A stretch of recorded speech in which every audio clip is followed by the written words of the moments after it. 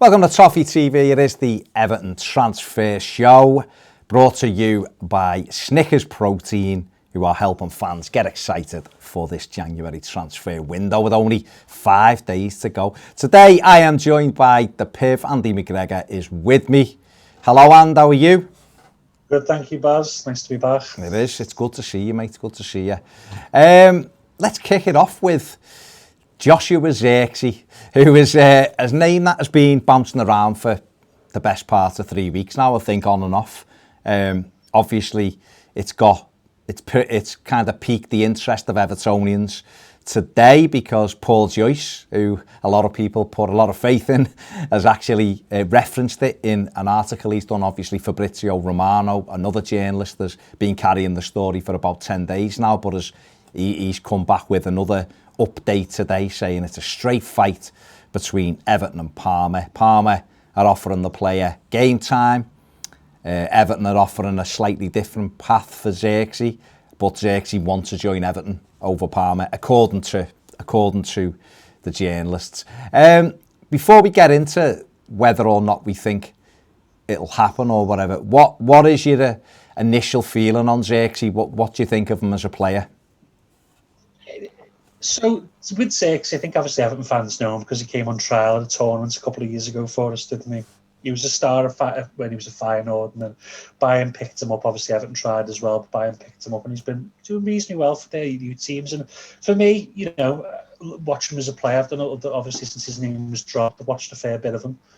He's got talent. I'll say he's got talent. What I think Everton fans need to be careful with is expectation. I think there's certainly talent there, but much like Moise Kean, there's a lot of rough edges that need smoothing off, and I think he's capable of scoring goals, got lovely technique. I think he can, hold the play needs to improve, positioning needs to improve, tactical nous, all the things the players learn as they develop, really. And I think that's the major issue with him. But no, he's good, decent feet, 1v1, he can beat a player. He scored decent amounts of goals for Bayern. I know obviously they create a lot of good chances.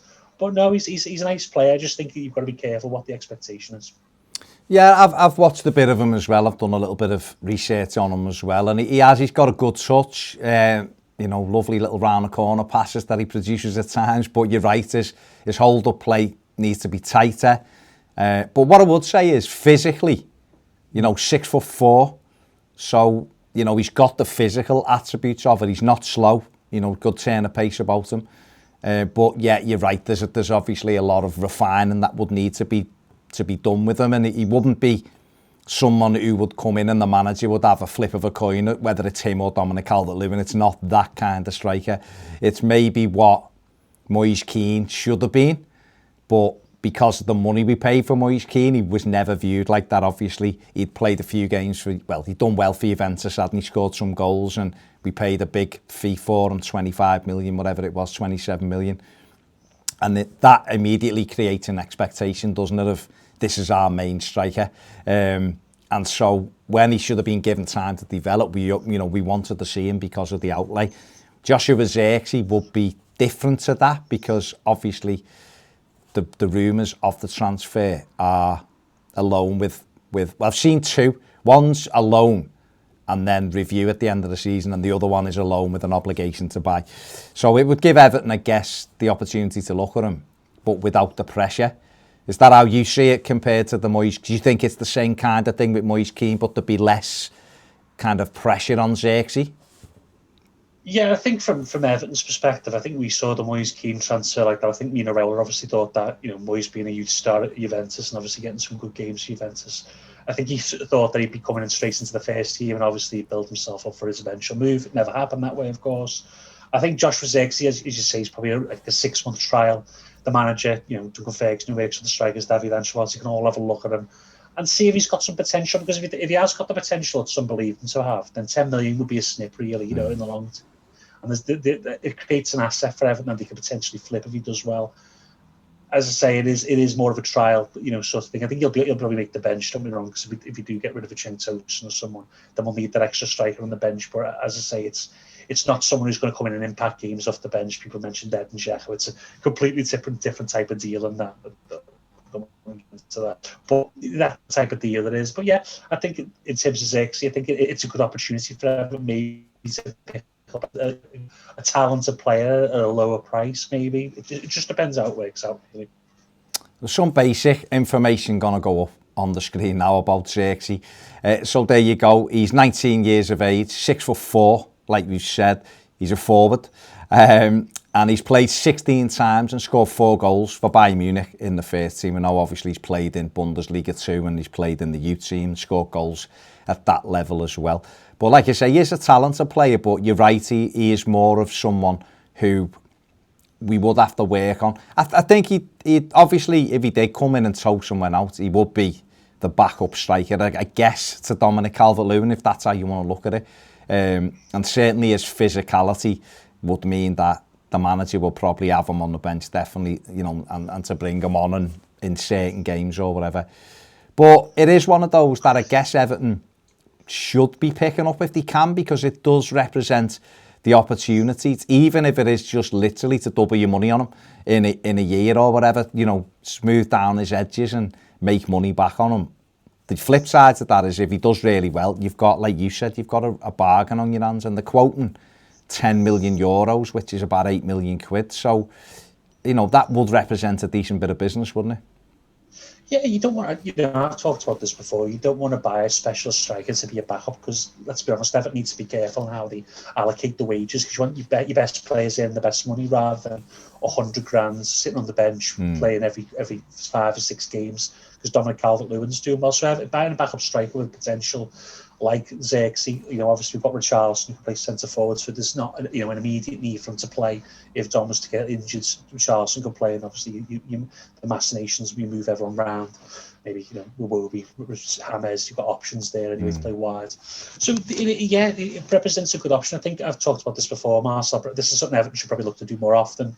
You know, there's so many places in these, you know, what we call the elite, you know, teams, and the good players slip through the cracks because they just can't get games and they want to move, and it's up to Everton to find those and bring them to the club, because we could be the ones that benefit from it. Really, an 8 million outlay, you know, in the current market, at the end of it, wouldn't really be a bad investment. I think we've seen before with Lookman and Vlasic, who never worked out at Everton, that they were easier to flip in the long run because they were younger and that still had that potential tag on them. So yeah, I think it's a win-win from that point. I just think the expectations of the fans need to be tempered slightly. Definitely. I think we're all looking for that, because of where Everton are in the Premier League at the moment. We're all looking for that little bit of boost for the second half of the season. And this isn't to say that Xerxe couldn't come in and maybe get 4 or 5 goals, because he just might be, he might be that player in the right, you know, in the right place at the right time that gets us an important goal. So we're not saying he wouldn't produce it if he come in, are we? What we're saying is, it would, you know, it'd be one where it's a little bit of a flip of a coin really as to whether he'll make the impact or he won't. But, you know, if Everton were to trade out Moise Kean, you know, sell Moise Kean for a big amount of money, and we got Xerxe in, not to replace Moise Kean, but as an understudy striker, then that would be sensible, because we'd still have a young, you know, physically ready centre forward who's learning his trade, you know, in the club. So Moise Kean going out, we'd still have that as a backup. But do you think, just finally on this bit then, do you think that if we did get Xerxe in, it might be more of an idea for Everton, or they may be thinking like this, to concentrate then on a wide player as well, because Richarlison can play through the middle?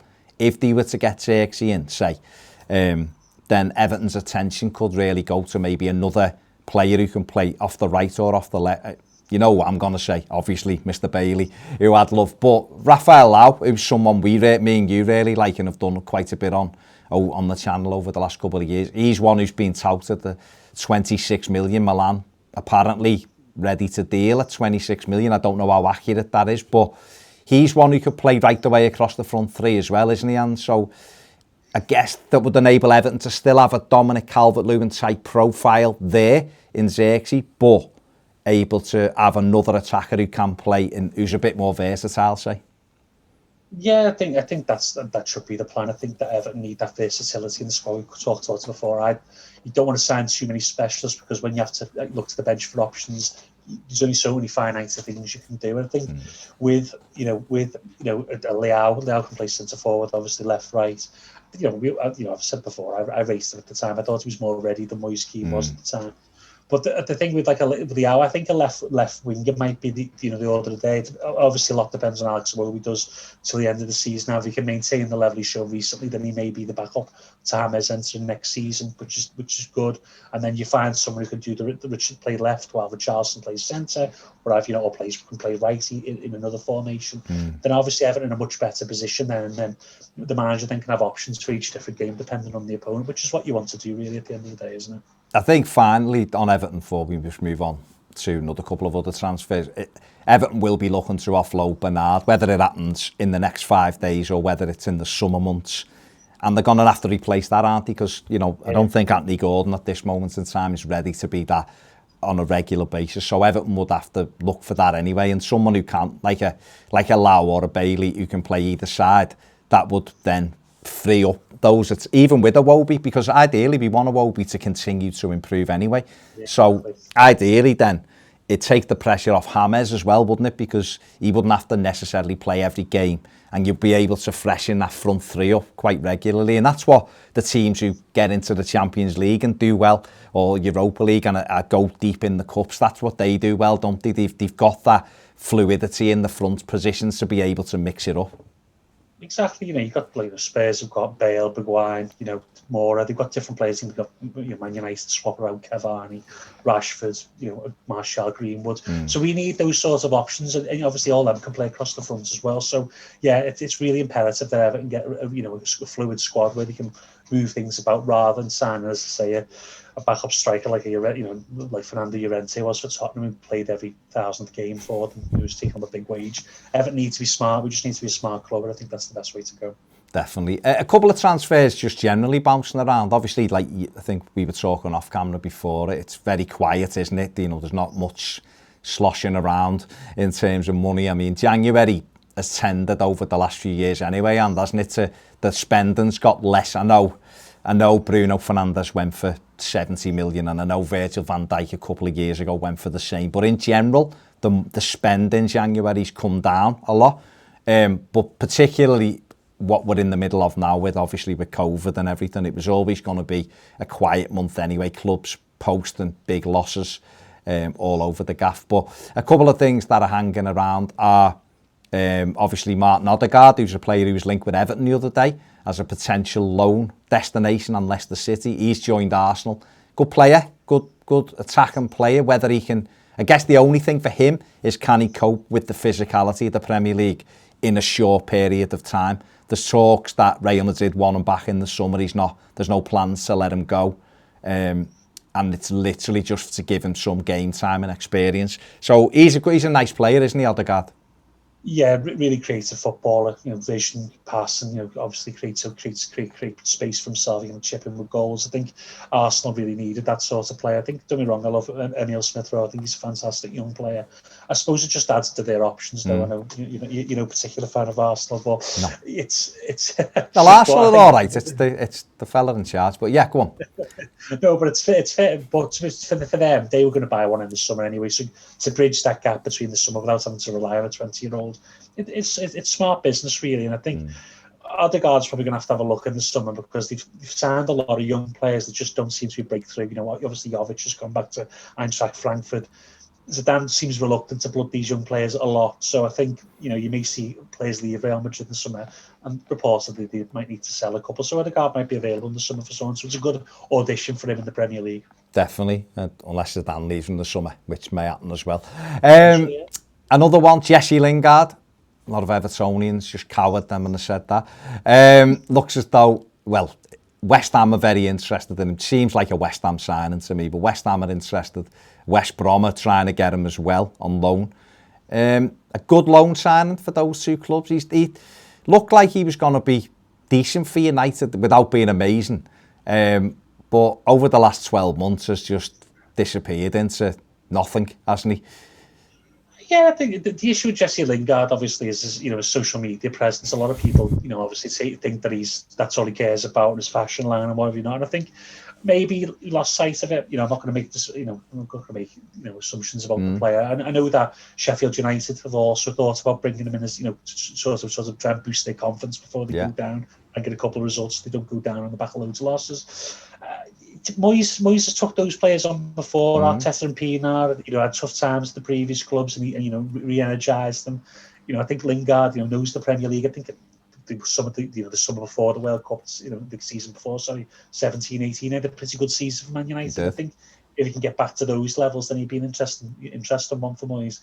It's a risk, though, as I say. I suppose he has a reputation for being unserious in the dressing room. So if Moyes thinks he can handle it, I think then they'll take it on. But yeah, it's a risky one, but it might work out if he gets back to that form.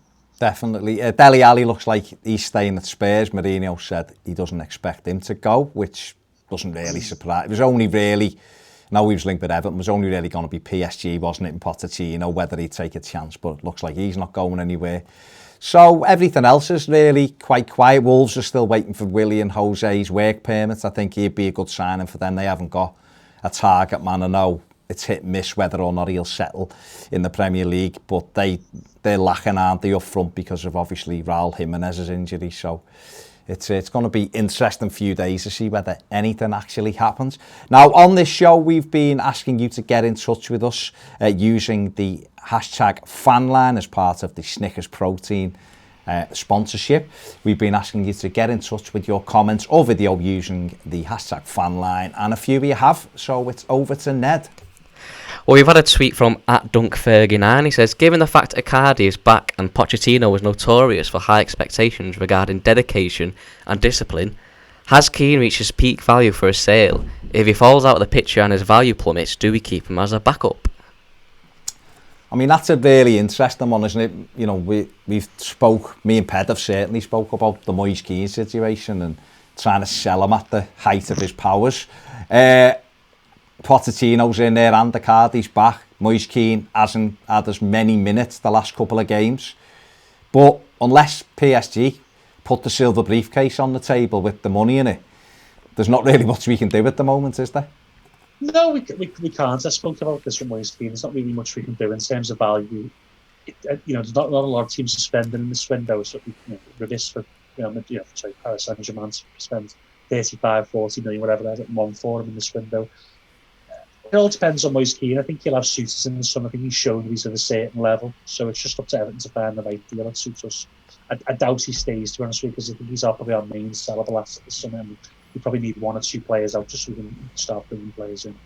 Yeah, definitely. I think we all want him to have a really good second half of the season so that we get a couple of others, Juve and someone else interested, and then look for what deal we can get the best. Because I don't think he'll want to come back to Everton without being guaranteed to play games, and I don't think Everton will want to guarantee him that thing, because obviously we've got Dom, so it's going to be interesting. Yeah, Ned, next. @Toffee_D says, is there a player 30 plus in the Premier League that wouldn't mind bench warming but be good enough quality to squad rotate when needed with DCL till the end of the season?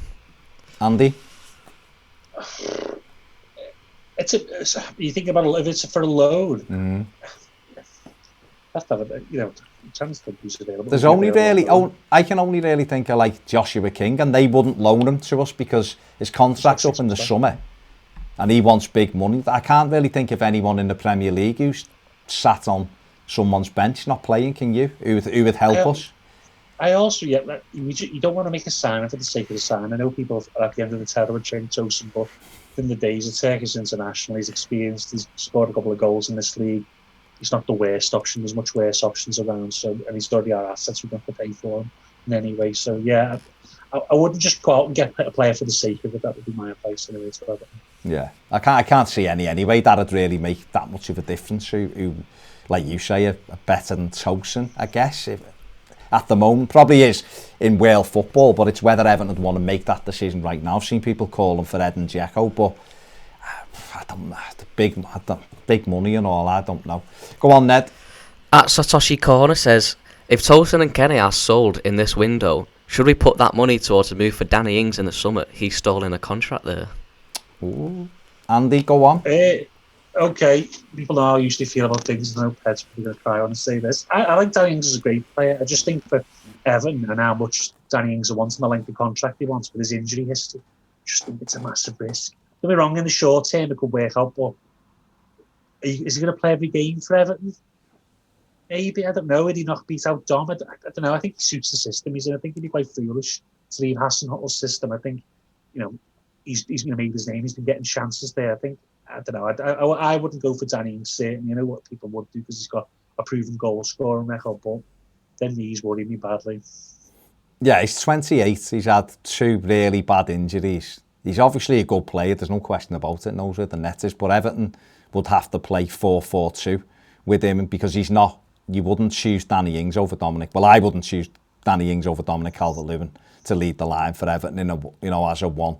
Definitely not. If Everton played 4-4-2 and you had Richarlison one side and you got someone else on the other who was equally hard working, maybe. But I think I want one that can go right the way across the front line. Because obviously that's Everton at the strongest playing that way, it seems. So, no, he's a good player, there's no question about it. Certainly, if we manage to sell Tosun and Bernard and put that money towards summer planning, really, isn't it? That seems the most sensible thing now, doesn't it? Because we've seen what the manager's done with this team, Andy, with 3 or 4 new signings. You think, imagine 3 or 4 new ones again this summer, who it is players, or certainly players who are better than what we've got. It means that next season could be exciting as well, couldn't it? Everton could be pushing for those top places again next season. Yeah, you're getting you 4 or 5 players in someone a strong squad there with multiple options, in case of injury. So yeah, I think Everton would be much. You get into this situation now where you can be much more consistent, and you're not, living and dying by who's injured and who's not injured. And I think that's where Everton need to be, and I think that's the plan. I think this season's make the Europa League, next season then is push on for the Champions League, and 4 good signs will do that for you. Fingers crossed, fingers crossed. Big thanks to Andy for joining me today. Don't forget to check out the Snickers Protein Deadline Day on Ball Street on their YouTube channel. 4 hours of live action there. Me and Ped will be on there at some stage as well. So make sure you don't miss out on that one. And make sure you give this video a thumbs up, subscribe if you haven't. And if you want more videos, join us over on Patreon. See you later.